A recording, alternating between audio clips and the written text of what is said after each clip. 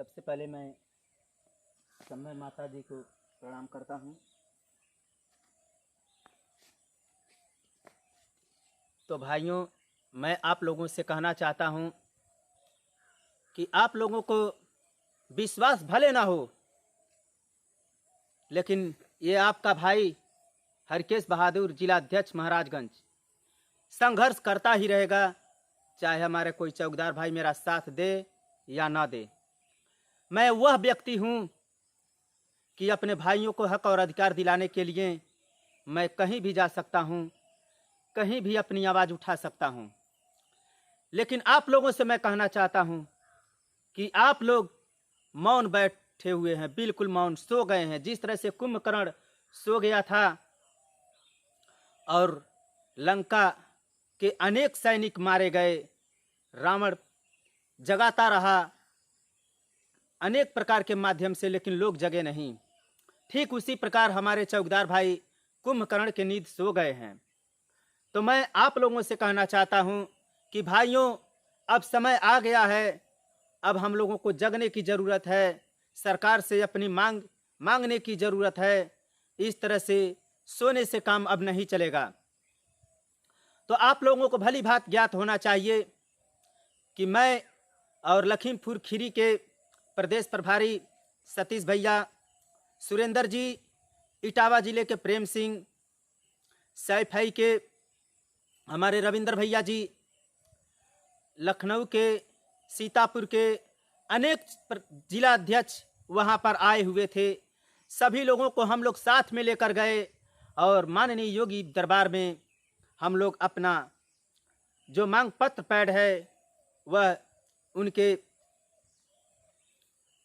उनके किसी माध्यम के द्वारा बाबा जी आ गए थे गोरखपुर, इसलिए बाबा जी से मुलाकात नहीं हो पाया, मगर उनके प्रतिनिधि को वह ज्ञापन पत्र दिया गया और ब्रजेश पाठक जी के पास गए। वहाँ का तस्वीर भी हम लोगों के पास है कि आप लोगों को यकीन हो जाए कि हाँ, ये लोग गए थे। और आप लोगों को भली भांति ज्ञात होना चाहिए कि जब भी बाबा जी का दरबार लगता है, वहाँ पर मोबाइल तो क्या, एक रुमाल, एक कलम तक अलाउ नहीं है। तो वहाँ का दृश्य हम आप लोगों को कैसे दिखाएं? आप लोग को विश्वास करना चाहिए कि हमारे चौकीदार भाई संघर्ष कर रहे हैं, अथक प्रयास में लगे हुए हैं कि हम लोगों का वेतन बढ़ जाए।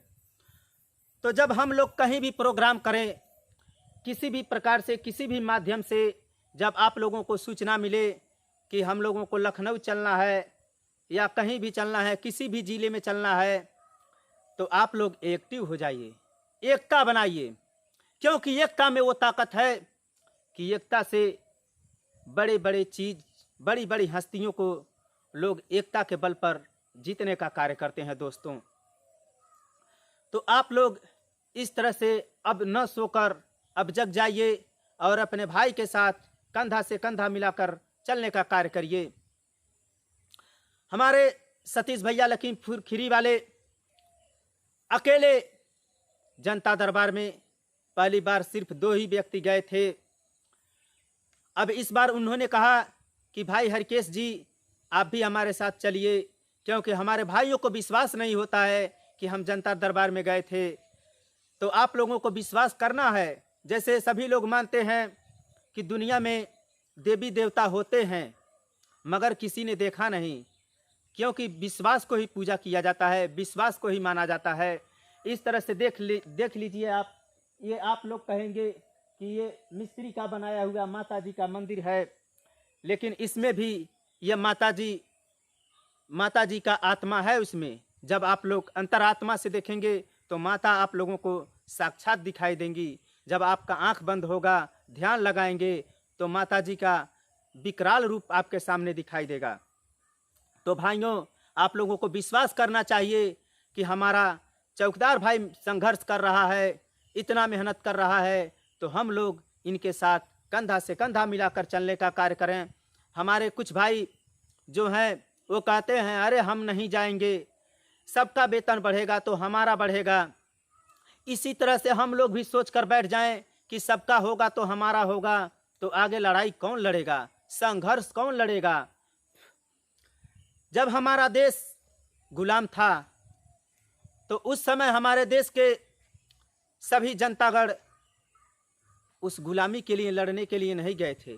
मात्र कुछ ही लोग, सुभाष चंद्र बोस, चंद्रशेखर आज़ाद, भगत सिंह, वीर अब्दुल हमीद, तात्या टोपे, झांसी की रानी, अनेक वीरांगनाएं और हमारे वीर शहीद इस देश के लिए कुर्बान हो गए।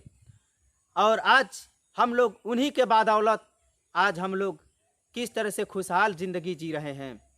तो भाइयों, जो लोग जगने लायक हैं, जो सक्षम हैं, जो इस बात को समझते हैं, मैं उन लोगों से कहना चाहता हूं कि आप लोग पढ़े लिखे हैं, मैं तो बहुत कम पढ़ा लिखा हूं, आप लोग ज़्यादा पढ़े लिखे हैं, आप लोग को ज़्यादा नॉलेज है, तो आप लोग क्यों नहीं आगे आकर आगे आइए और हम लोगों के साथ कंधा से कंधा मिलाकर चलने का कार्य करिए और सरकार से अपनी मांग मंगवाने का कार्य करिए।